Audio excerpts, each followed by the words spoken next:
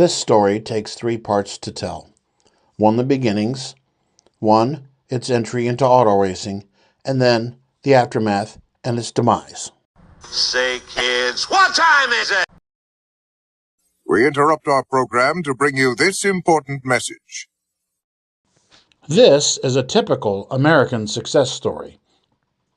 Driven by spite, after Alexander Winton dismissed their suggestions for a better car, the Packard brothers built their first automobile in 1899, establishing a legendary luxury marquee brand. William Dowd Packard, born in 1861, was a light bulb manufacturer. James, born in 1863, the younger brother and a trained mechanical engineer, was the primary technical mind behind their vehicle designs. His frustration with the Winton automobile he purchased sparked the brothers' entry into car building. 1890, the brothers formed the Packard Electric Company in Warren, Ohio, manufacturing incandescent carbon arc lamps and other electrical equipment. Then in 1898, James purchased a Winton car, which continuously broke down. When he offered improvement suggestions to its creator, Winton dismissed him, famously telling him to build one yourself. Okay. 1899, the brothers, along with partner George Weiss, debuted the first Packard automobile. The Model A was a single-cylinder runabout that steered with a tiller. Realizing they were onto something, in 1902, they refinanced their business and established the Packard Motor Car Company.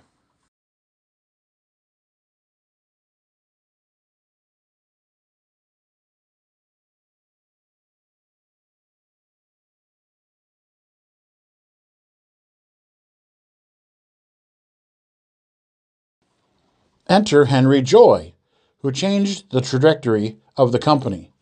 He'd bought a Packard, was impressed with its quality, and put together investors and bought into the company.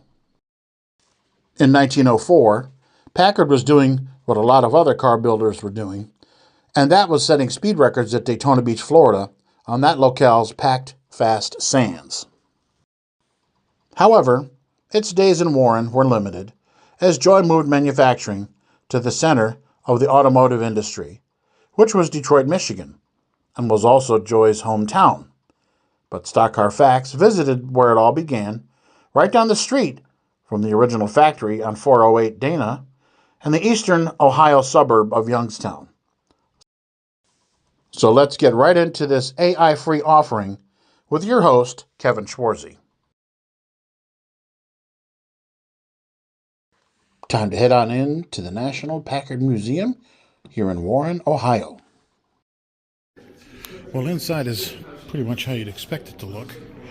A lot of paintings, a lot of memorabilia, a lot of photos, especially the hood ornaments. Does anybody know why they got rid of the hood ornaments, by the way? You see that right there? Because you'd get impaled. They have some kind of motorcycle contest going on. Packard family tree.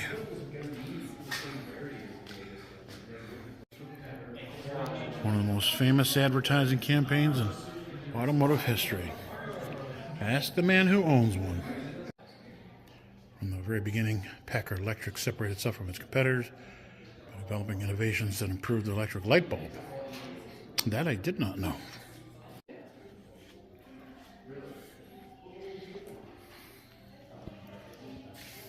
On the wrong side.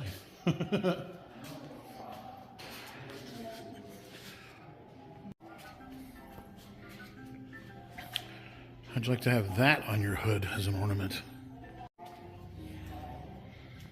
Luxury. I don't even have a spot playing for the kids.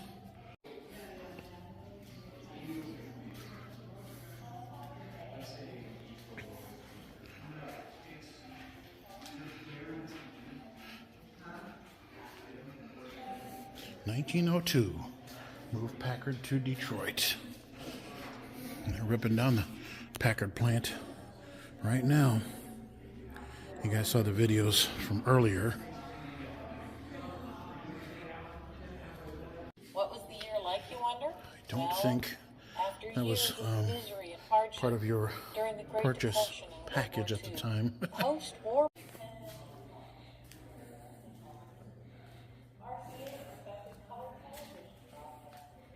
Beautiful American craftsmanship at its finest. Until bean counters got a hold of cars and started creating them themselves. I mean, I get it, you need to make a profit, but what? Based on 3 cents a unit? Come on.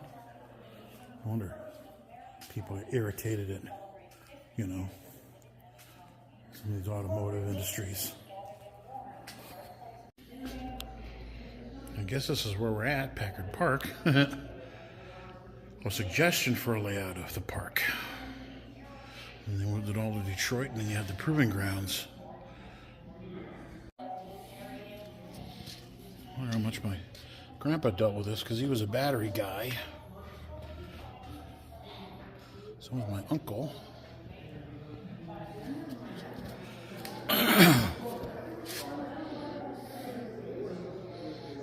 Packard batteries. Let's take a step inside.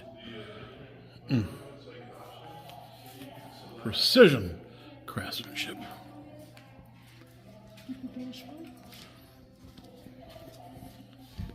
What dashboard? 1925 Sterling Knight 5-passenger sedan. Let's see. Let's see how many cylinders it's got. 12 volt. Wow. And here's the interior of the 1949 Goldie. NBA was established. The New York Yankees. Wonder how many boys and girls smoochied here. The Terry Martin Tribute Gallery. Packard motor car. The Model F Runabout 1903. Oh, nice. Well, thank you, Terry Martin. Wow. Size of the chain then. Now that's the size of the chain now. Look at that, one spark plug. Oh. Well, if you want souvenirs, there's plenty. Coffee mugs, all the little shot glasses, tumblers, plates. You know, they had an international magazine, shirts, postcards, puzzles. Should get my stepmother one. Christmas ornaments. Oh, ornaments. Gonna get one of those. Now here's the car part. I still got all the motorcycles in there. Boy, there was a sign back there saying all the first that Packard had, like about 40 things, like the hand lever for the handbrake, and the H pattern on the transmission, and the cooling tunnels for cooling in the wheel wells. Racers are happy about that, but Packard really didn't do anything in racing.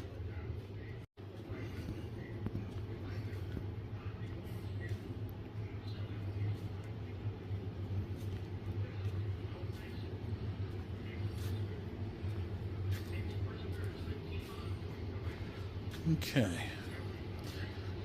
Here's the Caribbean. Nobody was talking about. The greatest Packard of them all.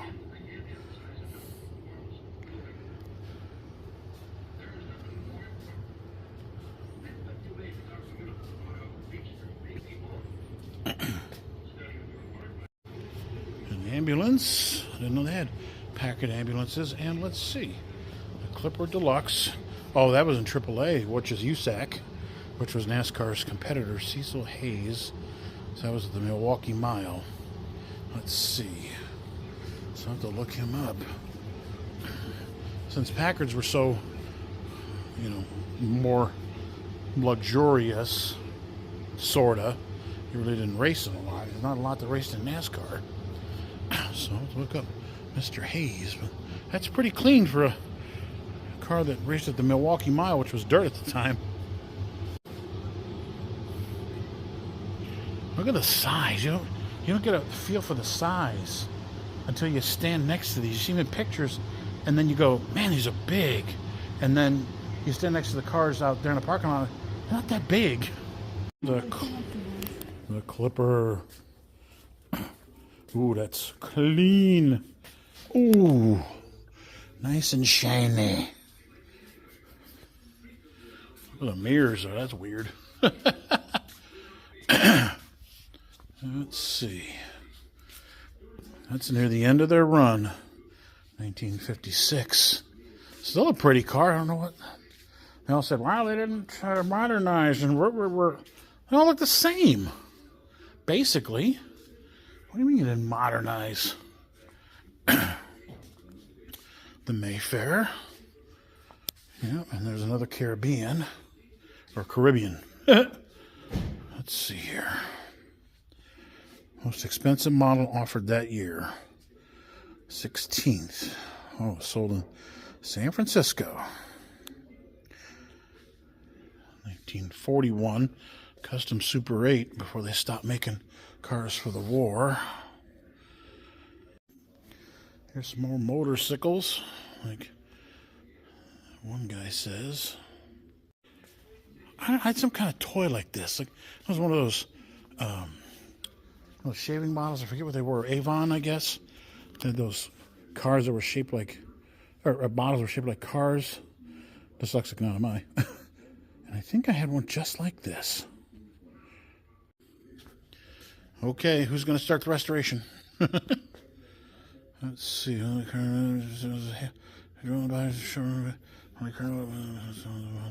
Well, Monte Carlo.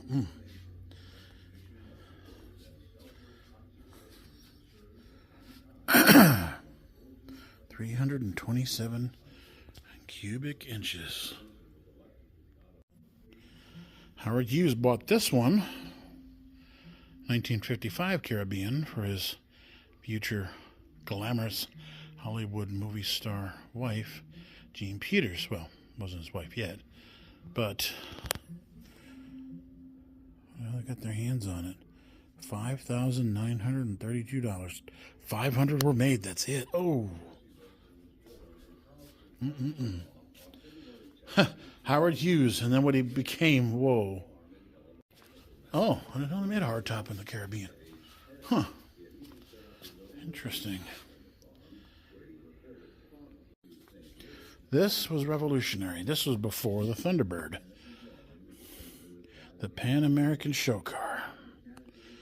1955 is when Ford put a lot of the big three copied off of other car makers. Like, for example, Tucker.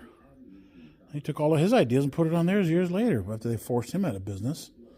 And we keep buying their crap.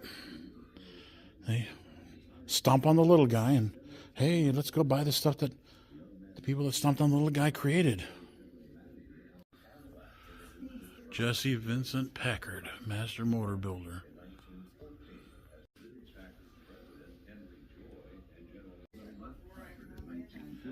The Speedster, the exhibition car. Yeah, why bother though? Can I buy it? No, forget it. Well, heading on out the door. Thank you, Packard folks, for your hospitality. And they said, oh, come back. It's like, well, yeah, but you saw everything. But it's like, appreciate it. And, of course, there's a couple cars in there. I told them, don't leave your doors locked. So, appreciate it, National Packard Museum. Next week, I guess what you can call part 2, we examine Packard's place in stock car motorsports. Thanks for listening.